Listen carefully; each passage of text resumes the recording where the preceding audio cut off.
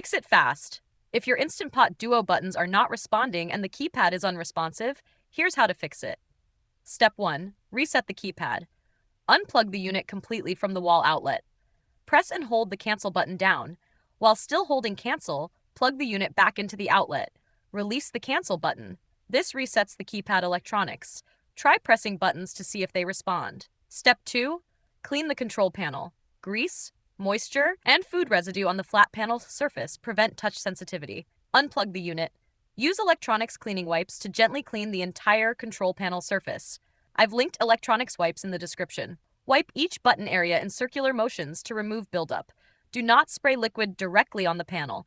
Let it dry completely before plugging back in. Step 3. Perform a factory reset if the keypad reset didn't work. With the unit plugged in and showing off on the display, press and hold the cancel button for 3 seconds until the unit beeps. This restores all settings to factory defaults and clears software glitches. If buttons still don't respond after these steps, the control panel circuit board may be damaged. Contact Instant Pot support using the link in the description.